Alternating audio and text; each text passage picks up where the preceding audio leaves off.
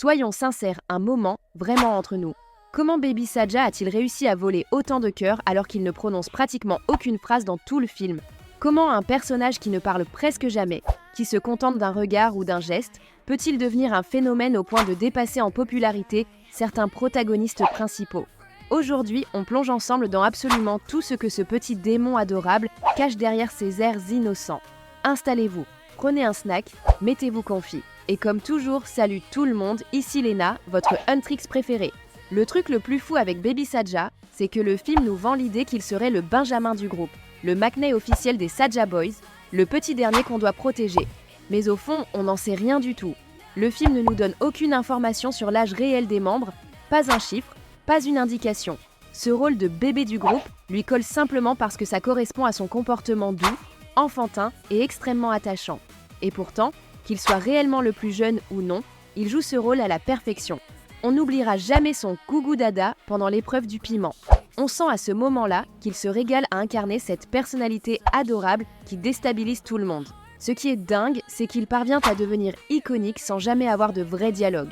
Sa voix ne se manifeste pleinement que lorsqu'il rappe et jamais dans une phrase complète. Même Romance ou Mystery ont des scènes où ils parlent clairement à leurs fans, où ils expriment parfois de l'assurance, du charme ou du sarcasme. Baby, lui, conquiert tout le monde avec un simple haussement de sourcils, une pause, un sourire ou un geste mignon.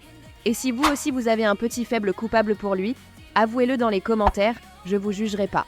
Dites-moi aussi quel Saja Boy est votre préféré, qu'on rigole un peu ensemble. Visuellement, Baby Saja a été créé pour être immédiatement adorable, même avant qu'il ne bouge. Tout dans son design respire la douceur. Ses couleurs pastel, son bonnet jaune, son combo de tons rose et bleu, cette silhouette un peu ronde qui donne envie de le prendre dans les bras. Mais ce look n'est pas innocent. Il a été pensé pour créer un contraste permanent entre une apparence naïve et une personnalité bien plus complexe. Son pull rose n'est pas juste cute. Il mélange un rose profond évoquant la passion, un rose clair évoquant la tendresse, et tout ça révèle déjà une dualité unique. Ses cheveux bleu-gris, eux, symbolisent à la fois la tranquillité, la loyauté et une neutralité presque froide qui colle parfaitement à son attitude observatrice, silencieuse et énigmatique. Et parlons du pantalon violet. Cette couleur amplifie la dimension magique et mystérieuse de Baby. Ce violet-là rappelle la transformation, l'inconnu, le côté imprévisible. Exactement comme lui. Et puis il y a ce bonnet jaune qu'on pourrait croire choisi juste pour accentuer le côté mignon. Mais non, il cache un petit motif floral à 6 pétales, un genre de marguerite stylisée. Dans le langage des fleurs, ça symbolise innocence, protection, nouveau départ. C'est comme si la production nous envoyait un message subliminal. Ce petit n'est pas aussi fragile qu'il en a l'air, mais il porte quelque chose de précieux, de pur, de précieux. Et ça colle parfaitement à l'impression qu'il laisse dans le film. Parce que Baby, c'est exactement ça. Un contraste vivant. Il peut être la créature la plus adorable de la scène, puis une seconde après, son regard devient tranchant, sombre, presque inquiétant. Quand il passe en mode rappeur, c'est fini. Sa voix grave brise immédiatement l'image de petit ange. Il devient puissant, intense, agressif même. Comme s'il avait deux facettes parfaitement opposées. Et c'est ce qui rend les fans complètement accros. On veut comprendre ce qu'il y a derrière ce masque mignon. Est-ce qu'il joue un rôle pour manipuler le public ? Est-ce qu'il est vraiment innocent ou juste très malin ? Est-ce que cette dualité est un choix ou sa vraie nature ? Regardez ses ongles par exemple. Oui, ses ongles. Personne n'en parle assez, alors que c'est l'un des détails les plus révélateurs. Les rappeurs utilisent énormément leurs mains en performance. Les ongles deviennent des accessoires expressifs. Au début du film, Baby porte un vernis bleu clair avec un motif quadrillé noir. Mais dans la scène finale, ses ongles deviennent entièrement noirs. C'est un changement trop radical pour être anodin. C'est comme si Baby révélait une nouvelle dimension de lui-même, plus sombre, plus distante, plus dangereuse. Une transformation discrète, mais ô combien signifiante. Une évolution qu'on n'avait pas vue venir et qui laisse clairement deviner qu'il n'est pas juste une mascotte mignonne. Et parlant de détails qui piègent tout le monde, parlons de la fameuse tétine. Oui, la tétine. Beaucoup de fans sont persuadés de le voir constamment avec un biberon, mais c'est une illusion collective. Dans tout le film, Baby n'utilise réellement une tétine que lors du défi du piment. C'est la seule et unique fois. Dans l'événement fan, il boit dans une simple bouteille d'eau, mais la perspective donne l'impression d'un biberon. Voilà comment les illusions naissent dans le fandom. On adore se faire des films, littéralement. Est-ce que vous aussi vous étiez tombé dans le piège ? Soyez honnête. Et maintenant, petit fun fact croustillant, dans les anciens designs supprimés, Baby Saja avait systématiquement une sucette dans la bouche. C'était son accessoire signature, comme le masque de Mystery. On voit clairement qu'il voulait te renforcer le contraste entre son côté enfant et son côté démon.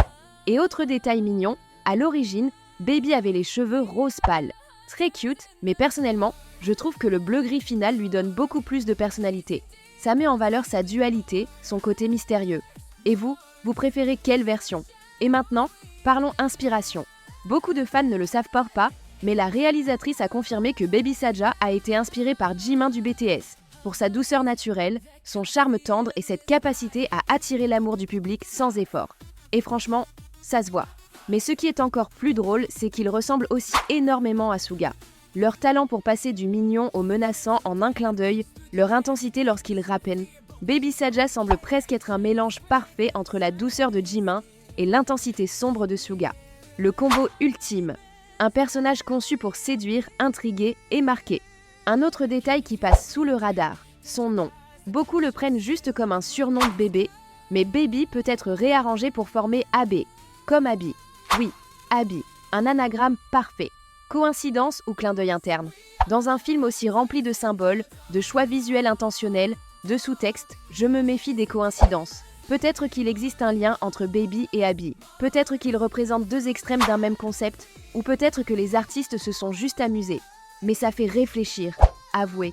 Et puis il y a ses chaussures. Baby est le seul Saja Boy à porter des baskets avec une semelle légèrement compensée. Un petit détail qui le rend un peu plus grand qu'il ne l'est réellement. Ce détail accentue encore cette idée qu'il se présente différemment de ce qu'il est réellement. Comme si sa silhouette était un trompe-l'œil. Le personnage qu'il joue est façonné pour tromper le public. Un bébé adorable cachant une créature beaucoup plus complexe. Et qui peut oublier la scène du défi du piment.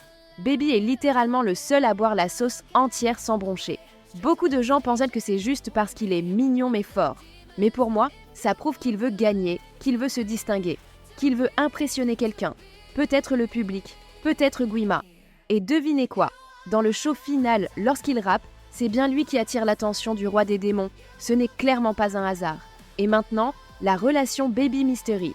Oui, je sais que vous attendez ce passage. Les fans ont remarqué que Baby est presque toujours collé à Mystery. Dans Soda Pop, ils dansent ensemble. À la fin, Baby s'appuie sur Mystery comme s'ils avaient une complicité spéciale. Même dans la cérémonie d'adieu, ils sont côte à côte. Et pendant la bataille finale, Baby reste près de lui. Toujours. Comme s'ils avaient une connexion. Certains pensent que c'est juste de la camaraderie, d'autres imaginent un lien plus profond. Et certains théorisent même une jalousie légère. Dans l'événement fan, Baby choisit de s'asseoir près de Zoé uniquement parce qu'elle parlait à Mystery. Alors, hasard? Gardien jaloux? Ou petite pique de démon possessif? Et enfin, la théorie la plus populaire du fandom, Baby serait encore en vie à la fin du film. Abby brûle, c'est clair. Mais les autres Saja Boys disparaissent dans un effet bien moins définitif. Et dans la scène finale, deux silhouettes derrière les fans ne réagissent à rien. Comme si elles n'étaient pas humaines. Elles ressemblent à Baby et Mystery. Et l'un semble mâcher quelque chose, comme une sucette. Une coïncidence? Peut-être. Mais honnêtement, j'ai des doutes. Trop de détails s'alignent pour que ce soit innocent. Alors dites-moi, vous pensez qu'il est encore en vie? Ou juste un clin d'œil subtil des animateurs? Pour ma part, je reste persuadée qu'on n'a pas encore vu tout ce que Baby Saja a à offrir. Ce petit démon mystérieux a encore tellement à révéler. C'était Léna, merci d'avoir passé ce moment avec moi.